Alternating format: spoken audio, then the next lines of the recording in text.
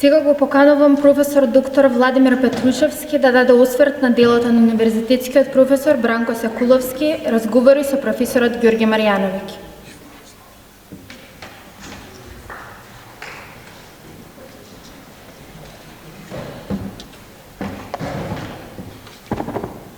Драги Маријановиќи, почитувани колеги и присутни, јас малку ќе читам.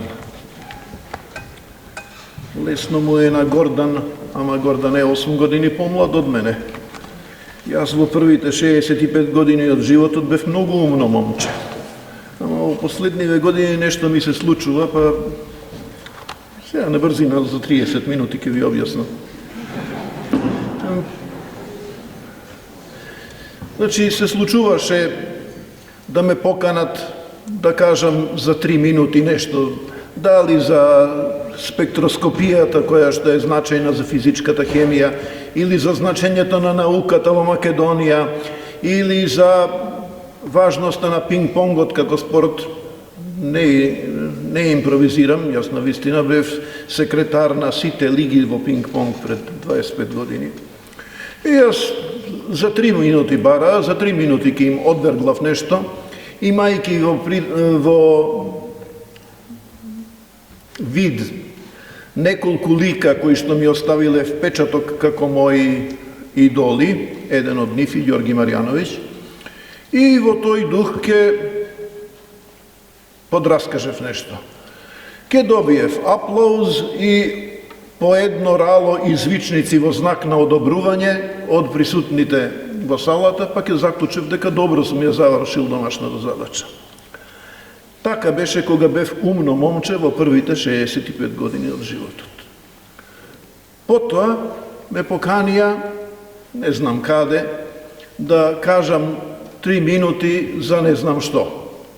И јас станав, одржав едно словопоучение од 30 минути за се и се што, освен за она што се очекуваше од мене.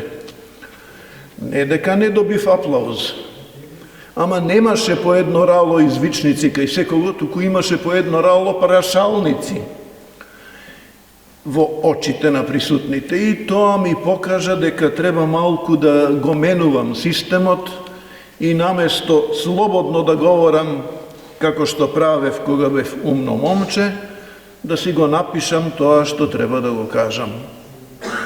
Па, еве.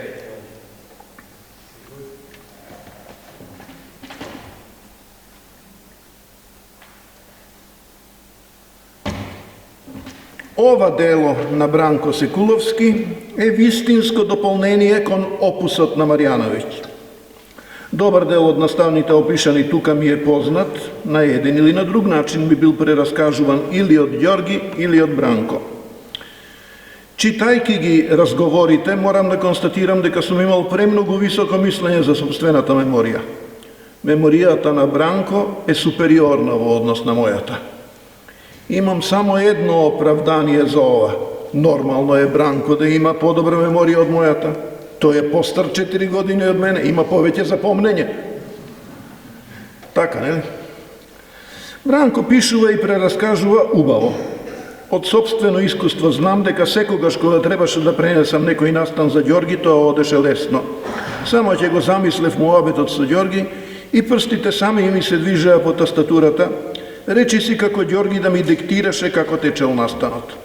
Предполагам дека и кај Бранко работите оделе некако слично. Сепак има една разлика. Од текстовите на Бранко извира огромна љубов и почит кон својот пријател и ментор. Ова се гледа од практично секој напишан пасус. Мојата блискост со Ѓорги беше голема, ама мене не ми бил ментор, барем не во онаа смисла како што му бил на Бранко.